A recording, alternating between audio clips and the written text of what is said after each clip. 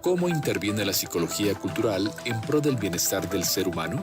Invitada Rosa Bejarano, psicóloga de la Universidad del Valle, maestrante en psicología cultural, coordinadora del programa de bienestar de la Facultad de Ciencias de la Administración de la Universidad del Valle. Todos los jueves, de 9 a 10 de la mañana, en Univalle Estéreo, 105.3 FM.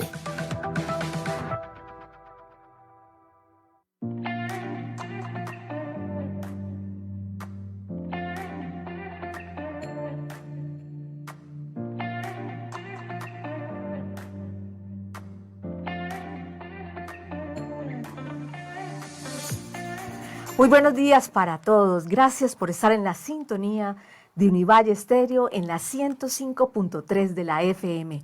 Llueve a esta hora en la Sultana del Valle. Tenemos un clima delicioso. Llueve en el sur de la ciudad. No sé dónde ustedes están, cómo está el clima, pero yo creo que está haciendo frío caleño, como nosotros decimos, en toda nuestra amada ciudad de Cali. Bienvenidos a nuestro programa Lo que nos toca. Hablemos de psicología, un programa maravilloso que se realiza con la asesoría de la Facultad de Psicología de la Universidad del Valle. Bueno, ya casi son 3 años que estamos realizando este programa. Quiero dar la bienvenida a nuestro operador de radio del programa de hoy, Juan Pablo Gálvez, dar un abrazo sonoro a nuestro siempre amado operador de radio que no nos acompaña por estos momentos, Germán Orozco. Estamos esperando su pronta recuperación. Y bueno, darle la bienvenida también a mi colega y compañera Paola Caicedo. Bienvenida a esta fría mañana caleña a nuestro programa. Muchas gracias, Fulvia. Sí, hoy hace frío en Cali, por eso nos vemos con chaqueta, con saquito, para cuidarnos.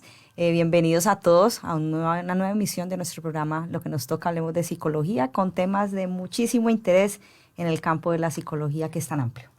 Paola, ¿de qué vamos a hablar hoy? Bueno, hoy vamos a hablar de la psicología cultural.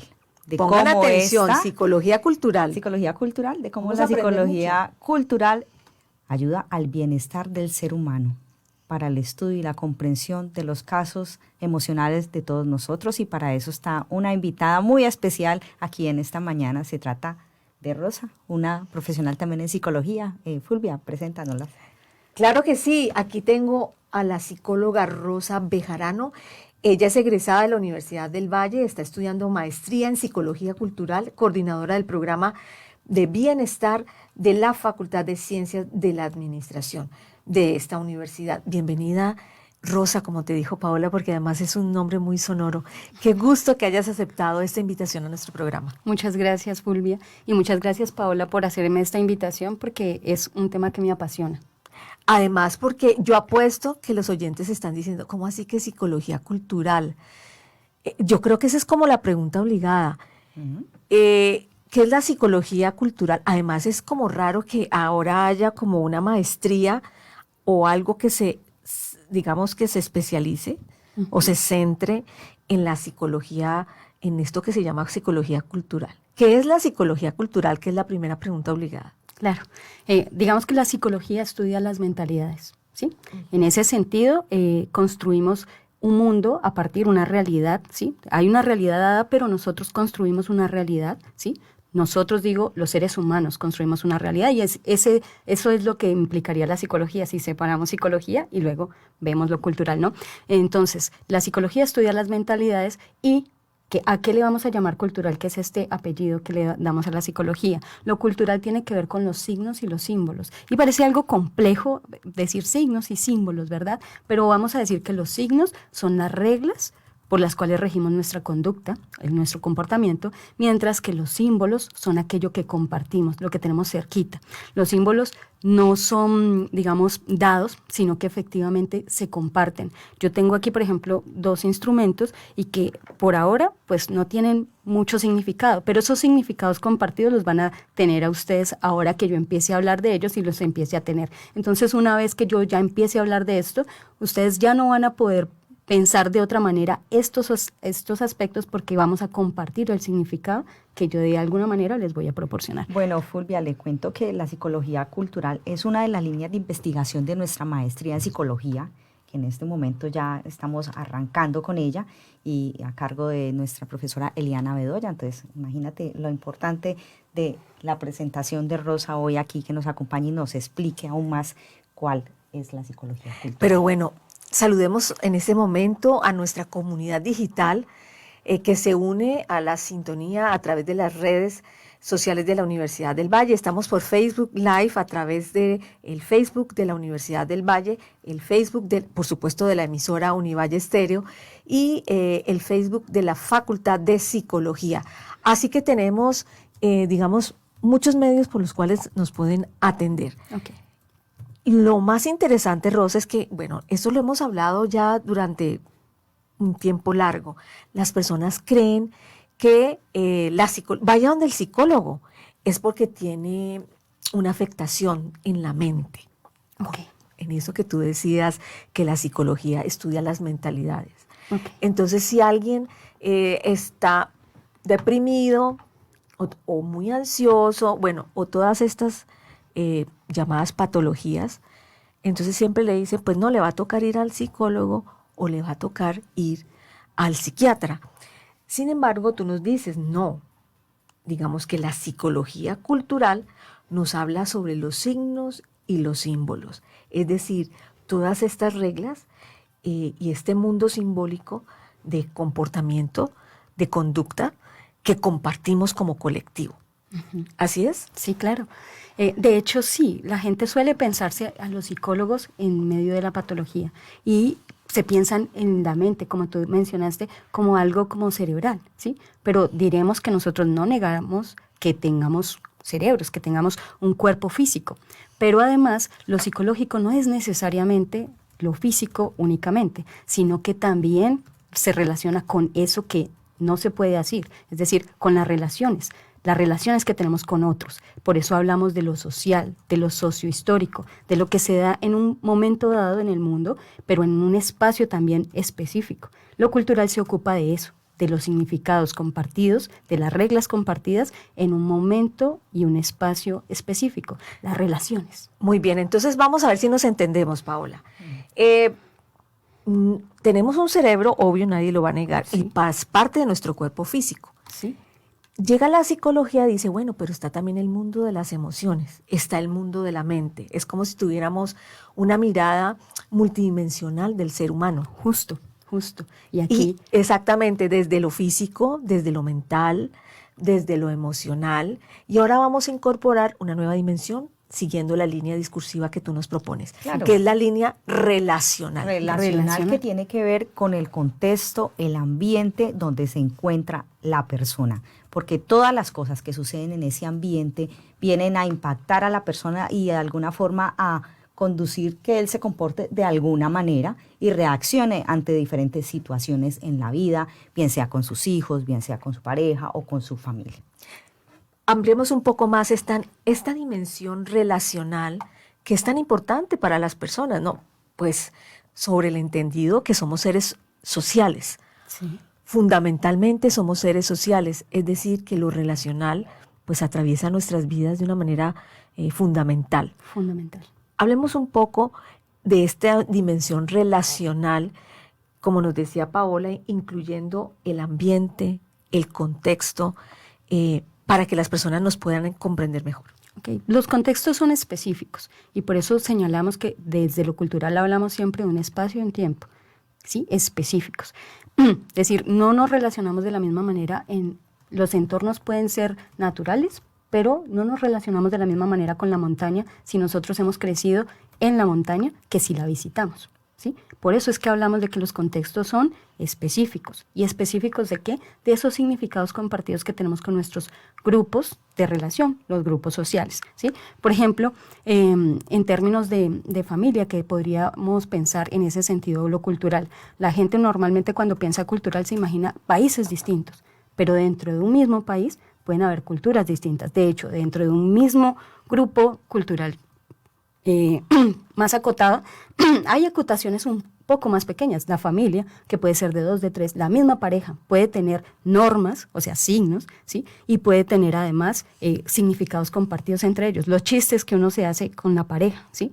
Eso ya implica ciertas formas de relación y ciertos comportamientos que son específicos, ¿sí? Y no es lo mismo el chiste que yo tengo cuando soy niño que el chiste que ya tengo cuando soy más adulto, que he recorrido en la vida, ¿no? Como decía Frank Sinatra, my way, ¿no? Que ya es el recorrido de la vida, la trayectoria. Ese término, la trayectoria, es muy importante precisamente para nosotros, los psicólogos culturales. Has tocado un tema muy importante allí y es la familia, ¿sí? Ajá. Y cuando hablamos de cultura, bueno, la palabra cultura es inmensamente grande, ¿sí? Claro. Y abarca diferentes entornos, digámoslo de esa manera, y cultura también es la tradición, la costumbre de una familia. Conversábamos hace un momento de que el psicólogo cultural puede ayudar muchísimo en ese aspecto como mediador cuando hay situaciones de familia donde digamos que no se ponen de acuerdo, pongo este ejemplo, los padres, porque uno viene más de una formación más tradicional y otro viene de pronto de una formación como más de mente abierta, de aceptación de otro tipo de cosas. Un caso de pronto que usted conozca, Rosa, que nos hable de precisamente esto que acabamos de mencionar. De los aspectos culturales y que tienen que ver con lo generacional que ya mencionó Paola, que precisamente nosotros no tratamos de pensar universalizar o unificar a los seres humanos, sino que al contrario, nos enfocamos en esas diferencias, en esas divergencias, en esa diversidad que es el ser humano. Y entendemos que efectivamente en lo generacional ya empezamos a hacer diferencias en lo espacio-temporal, ¿no? ¿De dónde vienen nuestros padres? ¿Sí? ¿De qué momento son nuestros padres? Nuestros abuelos o nuestros bisabuelos difícilmente tocaron los celulares, ¿sí? Y no se enteraron de todo lo que ahorita conocemos como la inteligencia artificial, el chat. Ahorita nosotros tenemos emojis.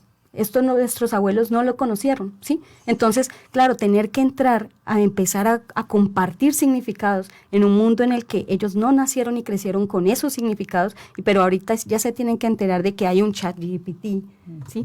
De que esto está haciendo las tareas. ¿Cómo así que ahorita me tengo que ocupar de que esto le está haciendo las tareas a los muchachos? ¿Cómo así que los muchachos ya no hacen sus tareas? ¿Cómo así que el computador está haciendo la tarea solo? ¿Sí?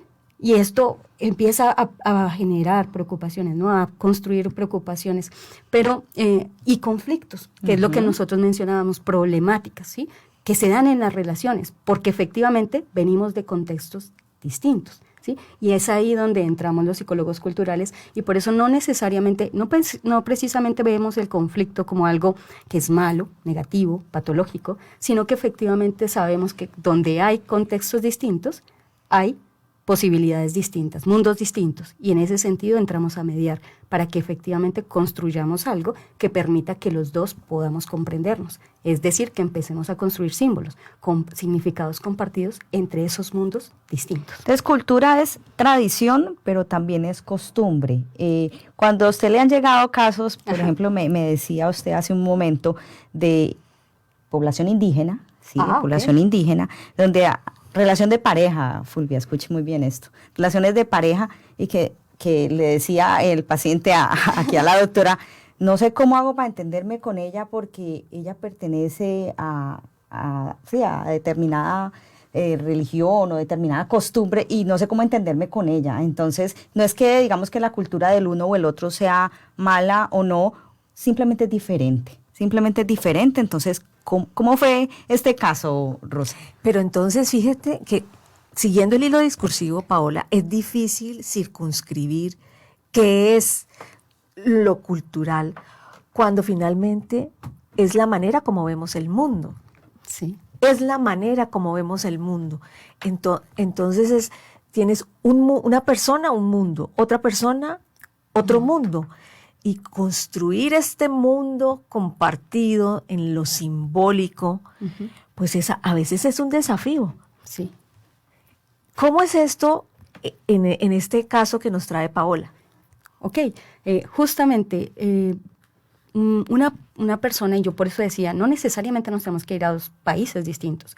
En un mismo país existen culturas distintas. Es decir, yo soy de Nariño, el otro es del Valle, ¿sí? Algo que me pasó a mí muy curioso es que cuando fui a Bogotá por primera vez, fui a pedir una chuleta.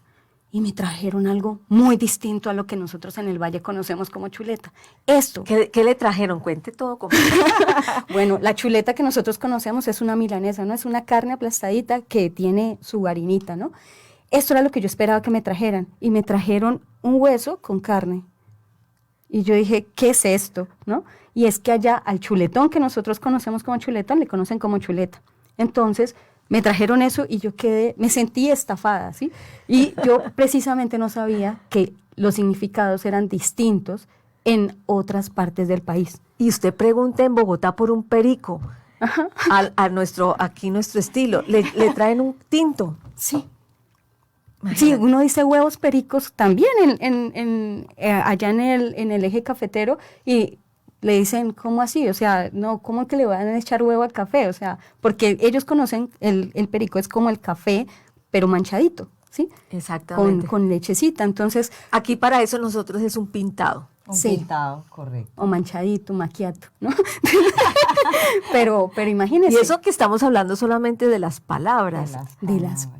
Y usted dice solamente, pero es que el asunto está en que nuestra forma de ver el mundo tiene que ver con las palabras que usamos. Wittgenstein decía justamente, los límites de mi mundo son los límites de mi lengua, de mi lenguaje.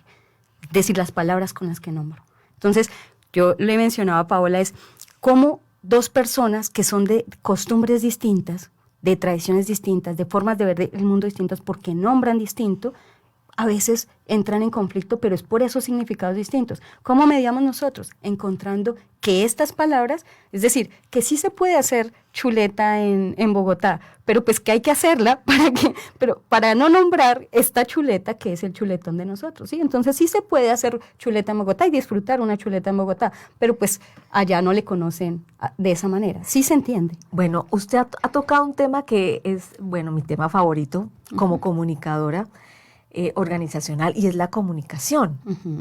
Siempre dicen en las empresas, no, la comunicación es muy importante. La comunicación, bueno, en fin, siempre se habla de la comunicación como algo muy importante, claro, porque en tantos seres sociales que somos, necesitamos, pero no hablemos de comunicación, hablemos del lenguaje.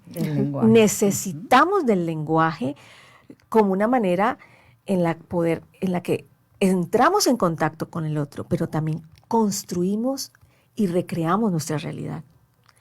Y desde ese punto de vista, pues las personas no tienen la suficiente conciencia de todo lo que implica precisamente poder estar en esta interacción con un otro que tiene una mirada diferente de la vida, así sea caleño del mismo barrio, así sean dos hermanos de la misma familia, con los mismos papás. No miramos el mundo de una manera igual. Sí, claro. De hecho, tú has tocado un punto y el asunto es que no hablamos lenguaje, hablamos lenguas, ¿sí? Y las lenguas son tantas como que actualmente tenemos más de 7,000 lenguas que se están usando y todas las que ya murieron, ¿sí? Y en ese sentido uno piensa, 7,000 lenguas te dan 7,000 grupos distintos o formas distintas de pensar, ¿sí? Y en nuestro país, ¿cuántas lenguas nativas tenemos? Y en ese sentido, y vuelvo a decir, lo que pasó con la chuleta te muestra que efectivamente las pequeñas variaciones en las lenguas te producen realidades distintas. Y si hablamos a lo caleño, mira ve, a lo caleño, estamos hablando en la misma lengua. Pareciera. Y estamos, pues, pero es español a lo caleño, un lenguaje caleño. Nos vemos a las 8. A las 8 nos vemos. Y también también se presentan, digamos, discrepancias, malos entendidos. Claro. Igual usando los mismos signos de la lengua. Usando la misma lengua, pero ya voy a utilizar una de estas herramientas. Y es algo que a mí me encanta hacer para explicar precisamente que no va del código. El código, la lengua, ¿sí? Va de los significados compartidos, los símbolos, ¿sí? En ese sentido, o sea, no va solamente de los signos, sino también de los símbolos. Y yo normalmente a esto... ¿Qué es esto para nuestros oyentes que no nos ven? Ok, bueno, esto es un artefacto cultural, diré. Pero lo más interesante es que yo normalmente le tengo un nombre. Pero siempre le digo a la gente, le voy a decir una palabra en español. ¿Usted tiene sus ojos bien? ¿Usted tiene sus oídos bien? Y me dicen, sí, yo escucho bien, yo veo bien. Y le digo, pásame el piritutati. Y se ponen a ver y se dan cuenta. Vuelve a decir el qué. ¿El qué? Piritutati. Este es. Piritutate. Sí. El piritutati, ¿sí? Es una palabra en español que yo he tomado y que yo normalmente le digo a las personas. El como un piritutate cubo. para las personas que nos están viendo. O sea, si se dan cuenta, Como Facebook. es una papiroflexia, ¿sí? Es un artefacto hecho de papel, ¿sí? De papel doblado, ¿sí? Y en ese sentido yo normalmente lo muestro y es un cuadrado, ¿cierto? ¿Cuántas caras tiene? Tiene dos dimensiones. Tiene ancho y tiene alto, ¿sí? Pero como está hecho en papel, nos permite hacer esta grandiosidad. Ah, ok. Y es que suma una dimensión y ya no es más un cuadrado, sino que se convierte en un cubo. Entonces, la suma de dimensiones nos da una realidad totalmente distinta. Si se Es dan un cuenta. cuadrado que se transforma Es en un cubo, cuadrado, de acuerdo como así, lo cojas. pero es un cubo si lo desplegamos. Por eso ¿Tiene me que ver encanta. algo los colores? Los colores tienen que ver con el espacio en donde yo trabajo, que son los colores del Bienestar FCA, ¿sí? Ok. Pero Bueno, en es este un caso, poco este cubo es rojo con amarillo. sí, rojo pues que representa lo institucional y amarillo un poco que le damos esa vitalidad, ¿no? Esa vitalidad, son colores bastante vitales para que mostremos que es bienestar, ¿no? Pero lo interesante de eso es que yo le llamo piritutati, la gente no lo ve, pese a que tiene sus ojos bien y escucha. Y le digo, ¿podría seguir esta orden? ¿Me pasas el piritutati? Y la gente dice, es que no sé qué pasarte, porque sí, yo entiendo la palabra, está en español, ok, pero no sé qué es el piritutati, ¿sí? Entonces, una vez que yo les digo a este artefacto, Pero- le llamo piritutati, Pero ya Rosa, tú lo puedes ver. piritutate, a ver, piritutate, Piritutati. Tati. Bueno, porque yo he querido preguntarle a San Google y todavía no he podido encontrar qué es Piritutati. piritutati. Venga, yo le cuento ahí la historia. Ujú. ¿De dónde salió el nombre Piritutati? Cuando yo era niña, me leyeron un cuento que me encantó, que decía, todas las casas tienen un espíritu, ¿sí? Y cuando se pierden las cosas, ¿quién es que se encarga de embolatar las cosas? El Piritutati, ¿sí? El monstruo escondido en el armario. Ajá. Y entonces decían, cuando usted llega a una casa, las casas huelen distinto, ¿sí? Y uno dice, huele como a la casa de mi abuela, ¿sí? Porque tienen como aromas particulares, tienen esta particularidad precisamente de todos los que viven en esa casa. A eso es a lo que en ese cuento se llamaba el piritutati. Entonces esa palabra a mí se me quedó como impregnada, ¿no? De todos los sentidos de lo cultural justamente. Entonces por eso es que este artefacto que es cultural le llamo piritutati. Pero una vez que es compartido el significado con las personas que llegan al espacio, ya ellos no pueden ver esto sin decir, ese es el piritutati. Ya se Y familiarizan. Claro, se Sí, familiarizan. se Esa es la familiarizan. mejor palabra para decirlo, se familiarizan, entran en contacto con él. Y lo más interesante es que yo les digo, y se crea un chiste entre nosotros, porque si viene otra persona y yo hago la misma pregunta, ellos empiezan a reírse porque saben que nadie ese nadie es el va- piritutati y vaya que a- nadie más lo va a ver. Exacto. Esto tiene mucho que ver, le pongo un ejemplo muy caleño, ¿sí? Cuando viene un extranjero que nunca ha venido a Cali, por ejemplo, y nosotros le ofrecemos, ¿quieres un champú? No, ¿cómo me lo voy a ¿cómo champús? así? ¿Cómo me lo voy a tomar? Eso no es para el cabello. O sea, no entienden y después ya se le forma como un chiste, sí, y digamos que vienen otros amigos de esa persona y entonces, mira, y vuelve y ya se familiarizan con la palabra. Claro. Es un poco lo que Pero quisiste ¿qué dar a pasa con el entender, ¿no? chontaduro? Yo amo el chontaduro y pues a nosotros nos encanta nuestro Sí. chontaduro, pero a los extranjeros no les gusta el chontaduro. No pueden con ese sabor ni con el sabor del Y nosotros lo champús. amamos. Y nosotros lo amamos. Un chontaduro Hace con parte de nuestra café, identidad con caleña. miel y sal. Miel y sal. Es una delicia. Pero digamos que lo cultural también pasa por lo gastronómico, por los olores, por los sabores, por la manera como nos sentimos y con nuestros propios valores y creencias. Algunos son compartidos y otros no. O con estos artefactos. el piritutati, ya no se me olvida que es el piritutati, ya cuando me lo muestran, ya se vuelve un chiste, una anécdota, digamos, en esta mesa de trabajo y con los oyentes que nos están escuchando. Aprovecho para saludar a nuestro profesor Érico Rentería, que nos ve a través aquí de Facebook. Dice buenos días a todos y a todas. Un saludo a Rosa y, por supuesto, a nuestras presentadoras. Muchísimas gracias, profesor. Claro que sí. Aquí y también quiero saludar a Perla Buitrago. Saludos, el mejor día. Una pregunta para la invitada. ¿Cómo podemos lidiar quienes queremos el fin del maltrato animal con esas prácticas que quienes las defienden llama cultura? Toreo, peleas de gallos, corralejas, etcétera.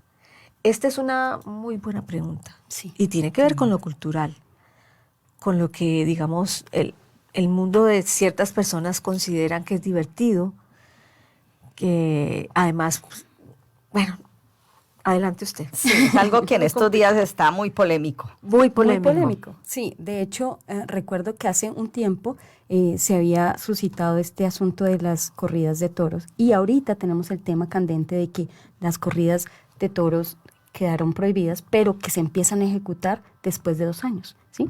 Y entonces que algunos dicen que sí, que se puede hacer, que no se puede hacer.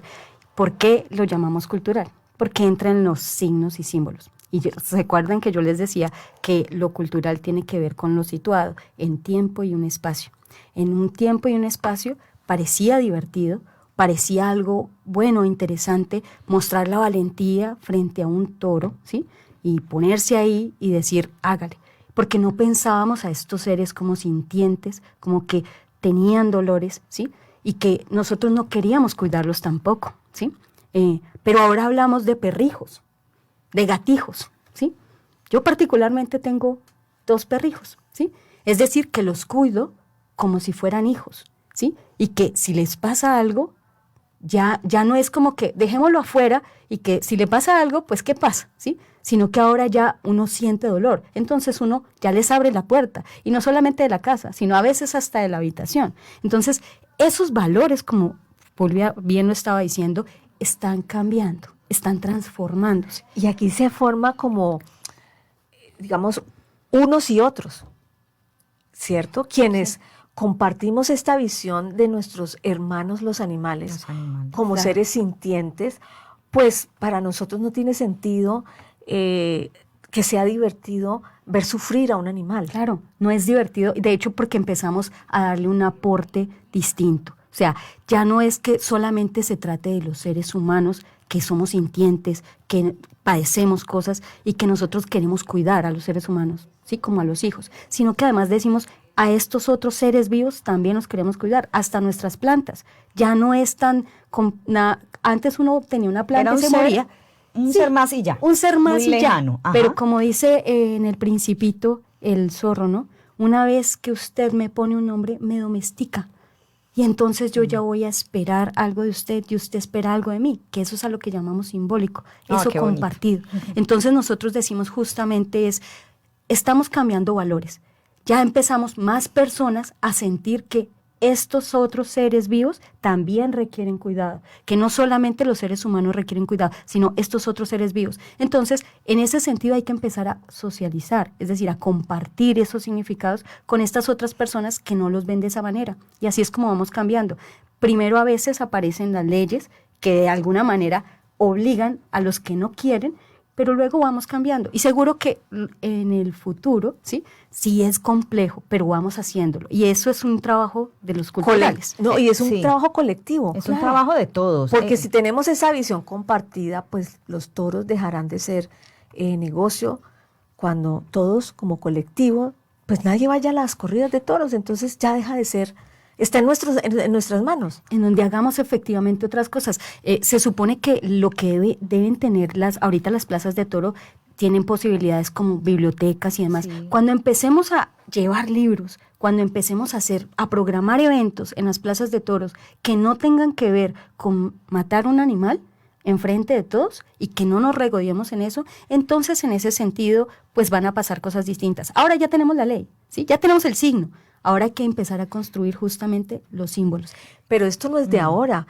digamos que esto es un saber ancestral. Es algo ¿sí? que viene, porque no es una tradición nuestra colombiana, es algo que viene de España, la tradición por los toros, que fue obviamente traída por todos los conquistadores y bueno, y toda esta migración que se sucedió hace unos años atrás. Pero tengo entendido que por estos días se habla mucho de ese tema, que ya estas plazas de toros van a comenzar a transformarse en museos, ¿sí? Y en escenarios que se conviertan para promover la cultura nuestra, ¿no? Nuestra cultura colombiana.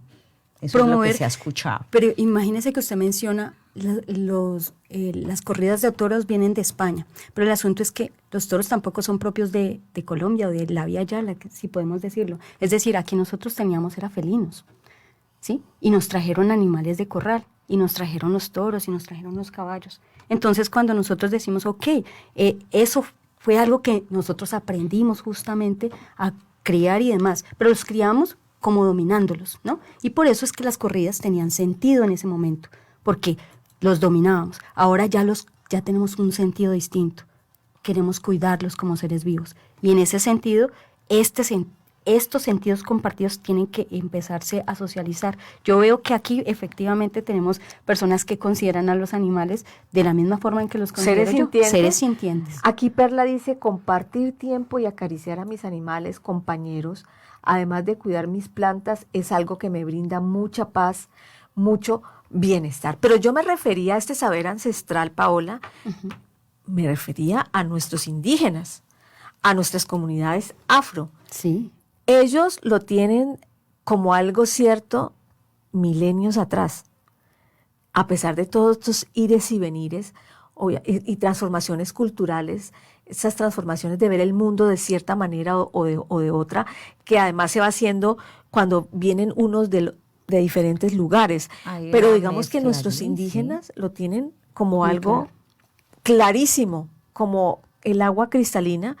Y pues ahora esta mirada de Occidente, estamos descubriendo que el agua moja, estamos descubriendo que los animales son seres sintientes y que merecen nuestro respeto. Justo, mire, usted lo ha dicho y esto también lo dicen ahora también las feministas, y es efectivamente cómo tenemos una relación y en Occidente se había marcado esta relación sujeto-objeto, ¿no? Es decir, una cosa separada y de menor valor que la del sujeto, ¿sí? Que el sujeto era pensante y el objeto no. Pero ¿qué pasa cuando justamente en las ciencias sociales nosotros trabajamos también con otros seres vivos, ¿sí? Y usted lo ha mencionado también. En nuestras ancestralidades ellos no consideran esta separación, sino que consideran esa comunión. El asunto comunitario es súper importante para las comunidades, ya sean afro o indígenas. Y en ese sentido, aunque estoy metiendo en una bolsa grande, ¿no? Pero el asunto es que en ese sentido, pues en esa comunión, ellos incluso piden permiso a la naturaleza para hacer cualquier cosa dentro de la naturaleza, ¿sí? En cambio nosotros, por Occidente, tenemos esta situación de separación. Lo que estamos entonces retomando y reganando, si se quiere, es precisamente este aspecto comunitario de que somos co-creadores, de que estamos en conjunto con todo lo que es vivo. Sí, me recuerdas algo que en estos días los noticieros también hacían como un análisis en retrospectiva de lo que sucedió con los niños perdidos en la selva, Fulvia. Entrevistaban a los indígenas que estuvieron a cargo de esta espectacular hazaña de encontrar a estos niños, y decía uno de los indígenas, a los niños me los trajo una tortuga, ¿sí? Porque él un día antes se había encontrado una tortuga y él le había pedido en un especial ritual a esa tortuga que le trajera a los niños. Y se la puso encima la tortuga. Y al otro día encontraron los niños. Y él, con toda la credibilidad del caso, le decía, según nuestras costumbres, la tortuga nos trajo los niños. Y no solamente la tortuga, hablando ahorita que estamos hablando de los animales, también toda esa figura de todo lo que se tejió alrededor del perrito que se perdió de Wilson. Sí, también. Y lo buscaron. En otras épocas de pronto hubieran dejado el perrito, ni siquiera lo hubieran buscado, pero esta vez sí lo buscaron y hasta ahorita ya existe un cuadro, existe toda con los niños y el perrito y todos estos elementos de la vida, porque son tan importantes como la vida del humano, la vida de los animales también. Muy bien, has tocado un elemento muy importante hablando de todo lo cultural, y es que es absolutamente dinámico, cambiante, transformador. y transformable, porque lo transformamos desde nosotros mismos. Muy bien, estamos en este espacio radial de Lo que nos toca, hablemos de psicología. Regresamos después de los siguientes mensajes institucionales. Ya estamos en TDT, la televisión digital terrestre. Univalle TV y Univalle Estéreo. Sintonízanos en el canal 29, en Claro 104 y UNE 117. Univalle TV y Univalle Estéreo. Ahora en TDT, televisión digital terrestre.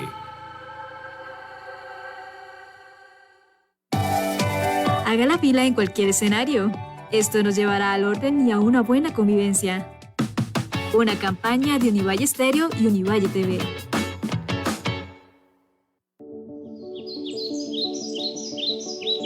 ¿Te has detenido a pensar en el agua que consumes cada día? En Colombia, nuestra hermosa tierra está enfrentando serios problemas ambientales. La sequía y el cambio climático amenazan con el desabastecimiento de agua. Pero no todo está perdido. Tú puedes marcar la diferencia. Cada gota cuenta. Es hora de tomar medidas para conservar nuestro recurso más preciado. Cierra la llave mientras te cepillas los dientes. Repara esas fugas y utiliza solo lo necesario. Juntos podemos proteger nuestros ríos, lagos y reservas de agua para las generaciones futuras. Haz tu parte hoy. Ahorra agua. El futuro de Colombia depende de ello. Un mensaje de conciencia ambiental de la Red de Radio Universitaria de Colombia.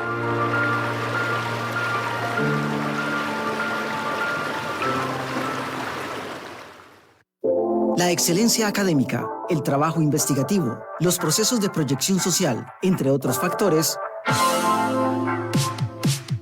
permitieron que el Ministerio de Educación Nacional renovara por segunda vez la acreditación institucional en alta calidad a la Universidad del Valle. Serán 10 años más, máximo tiempo que se le concede a las instituciones de educación superior. Universidad del Valle, patrimonio académico, científico y cultural de los vallecaucanos.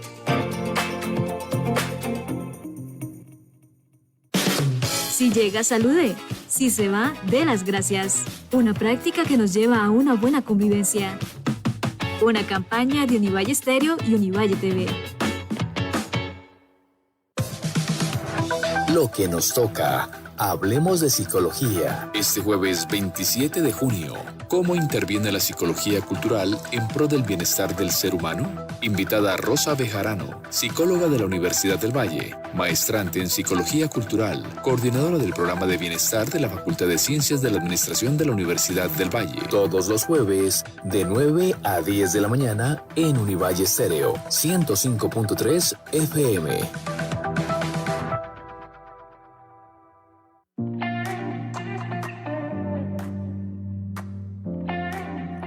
Muchísimas gracias por continuar en la sintonía de Univalle Estéreo en la 105.3 de la FM. Estamos en el programa Lo que nos toca, hablemos de psicología, pero yo no quiero que se acabe nuestro programa sin que leamos este cuento que usted nos trajo a colación, estimada Rosa.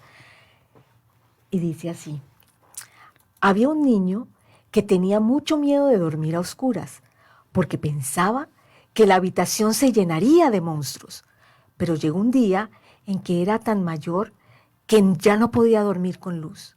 Esa noche estaba muerto de miedo, pensando en los monstruos, tanto que se fue a su armario por una linterna, pero al abrir la puerta se encontró con el monstruo frente a frente y dio el grito más grande del mundo. Entonces el monstruo dio un paso atrás, agarró sus pelos de colores con sus tentáculos y se puso a llorar.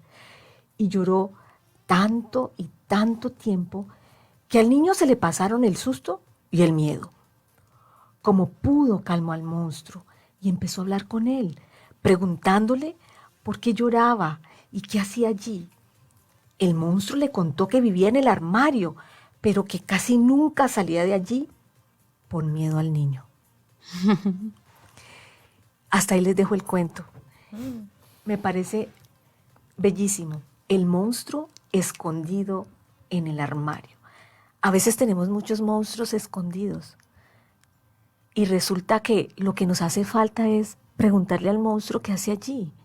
A veces el monstruo es nuestro, a veces el monstruo es del otro. Pero si logramos esto que usted nos está planteando, Rosa, hoy que es tan bonito, es también mirar desde la ventana del otro para construir un mundo compartido y poder interactuar de una manera más armónica y pacífica. Tal cual. Tal cual, usted ha traído algo bellísimo que es efectivamente el temor a lo desconocido, porque precisamente lo desconocido no es lo que somos nosotros, y justamente en eso trabajamos desde psicología cultural, en ver que lo que hay compartido y en construir significados compartidos con eso que no soy yo, ¿sí? Que es el otro, pero que sin ese otro tampoco puedo saber quién soy yo, porque en la medida en que usted me mira, yo puedo ser reconocida como algo que es distinto de usted y de usted, ¿sí? En la medida en que ambas me miran, me construyo yo también. Entonces siempre necesitamos del otro. Por eso es que hablamos desde psicología cultural de las relaciones. No pensamos individualidades que se basten a sí mismas. No somos islas que se bastan a sí mismas, ¿no? Sino que efectivamente siempre estamos dependiendo del otro. Algunas personas, de hecho, hablando de primeros auxilios psicológicos, la gente menciona, y esto lo mencionan mucho los padres, es que mi hijo quiere llamar la atención, ¿sí? Y lo ponen como algo malo.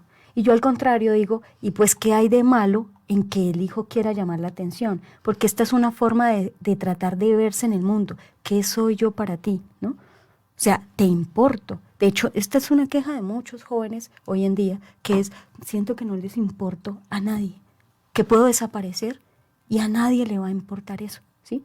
Yo quiero saber si soy importante. Muchas veces estos son llamados de atención, ¿no? De qué tanto te importo. Y luego se dan cuenta que efectivamente los papás sí se importan de eso que le pasa al hijo, ¿sí? Entonces hay que sacar al monstruo del armario. Hay que sacarlo del armario, ver justamente eso que usted está diciendo, sacarlo, ¿sí? Preguntar, porque la gente dice, es que yo no entiendo qué pasa, pero es que no lo han sacado del armario, no lo han visto, no le han preguntado, no lo han tomado de frente. O sea, todo el tiempo estamos como ocultando cosas. Hay una frase de una película muy famosa que se hizo acá con temas de acá de Colombia, no se habla de Bruno. O sea, ese no se habla de Bruno es justamente el monstruo que tenemos en el armario, de lo que no se habla, ¿no? De lo que no se habla. Nosotros no hablamos de ciertas cosas y pensamos que si no hablamos de eso, nada va a pasar. Todo está bien. Todo está bien. Miedos, Y sí, resulta que era el monstruo el que tenía miedo del niño. Ajá. Necesitaba un poco de empatía el monstruo. Los monstruos o nuestra oscuridad siempre está allí para enseñarnos algo. Como tú dices, además nos muestra, de pronto sale y nos muestra algo que somos, que debemos superar, o que debemos trabajar, o que está allí, que es parte de nosotros. Que es parte de nosotros. Mira que esto es muy bien representado en la película de Monster Inc., ¿no? Entre el gatito, que es el monstruo azul, y que ahora no me recuerdo el nombre, y la niña, ¿sí? Uh-huh. Y la niña le tiene miedo al monstruo, sí, pero el monstruo también le tiene miedo a la niña, hasta que, bueno, se vuelven amigos y logran porque están separados. superar. Hablando de un caso, de casos que usted me menciona, pues obviamente no se trata de traer aquí y de velar cosas, pero mire, yo tuve un caso en donde dos personas por cosas de la vida dejaron de hablarse, ¿sí? Dejaron de hablarse y había un conflicto grandísimo porque se estaban haciendo mucho daño y no se hablaban, ¿sí? Y lo más interesante fue que una de estas personas quería hablar porque quería sacar el monstruo del armario, porque básicamente se había construido un monstruo gigantesco entre ambos y se hacían mucho daño.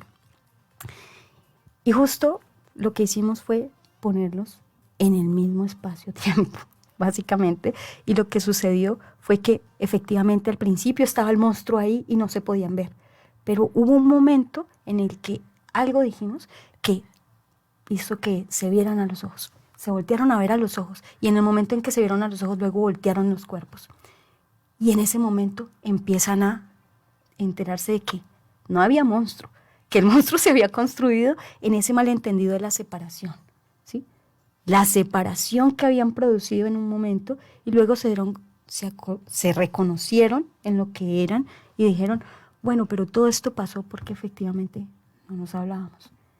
Y esto es algo que yo normalmente les digo a las personas, el asunto es hablar de ese monstruo, ¿sí? Hablar antes de que se vuelva gigantesco. Antes de que se vuelva inmanejable, porque efectivamente estamos cada vez más separados. No, al contrario, hacer contacto, tener significados compartidos implica que estemos ahí, en ese mismo espacio, que efectivamente nos miremos a los ojos y veamos de qué se trata, ¿no? ¿De qué se trata eso? Y efectivamente ahí se resolvió un conflicto, que la gente tiende a no mirar el conflicto, a no hablar justamente del conflicto, pero si ese es el conflicto, hablando de historias, la historia de un samurái, en donde decía que se necesita un nuevo sabio, ¿sí? Y entonces decían, el nuevo sabio, se muere el sabio que era el más sabio de todos, y entonces dicen, necesitamos un nuevo sabio, y para escoger ese nuevo sabio, decían, vamos a poner un problema. El problema era una rosa en un jarrón de cristal. Y todos venían, todos los sabios, todos los que querían ese puesto, decían, ¿qué vamos a hacer con esa rosa?, ¿no? Y la miraban, la observaban, algunos la regaban, ¿sí? Cuidaban el jarrón y demás, hasta que vino un samurái y rompió el jarrón y la rosa. Y entonces acabó con el problema, ¿sí?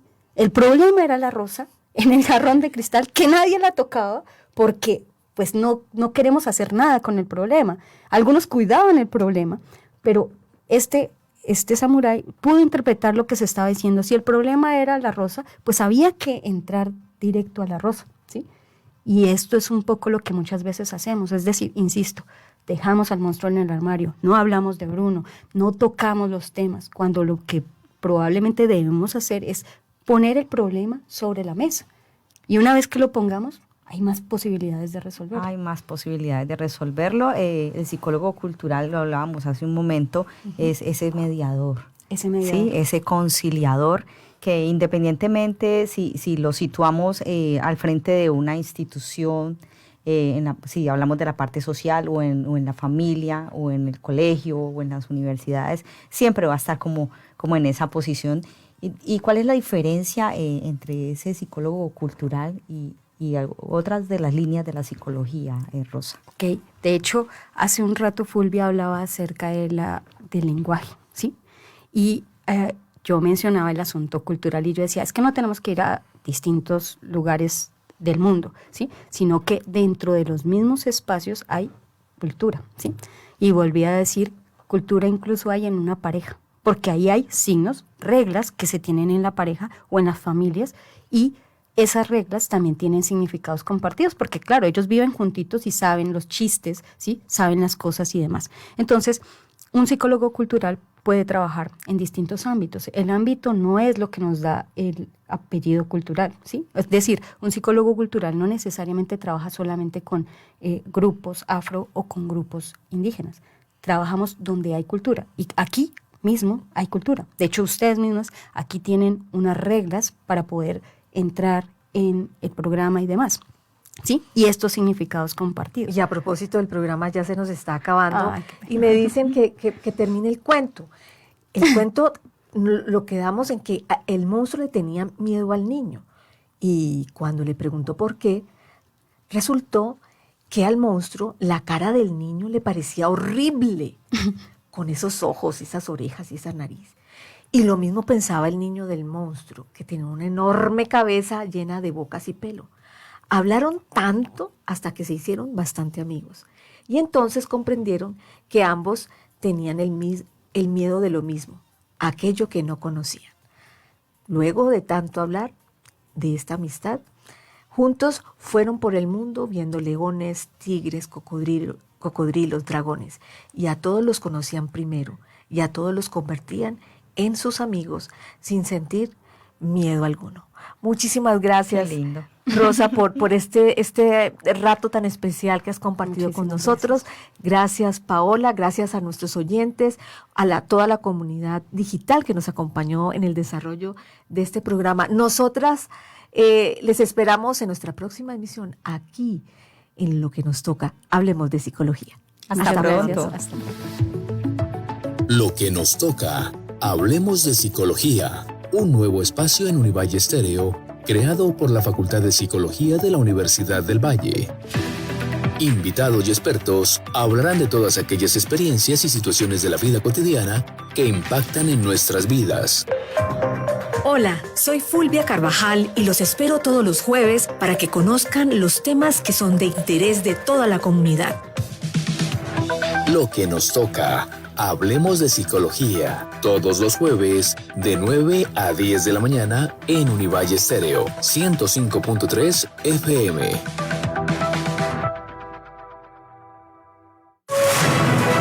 Universidad del Valle, 79 años.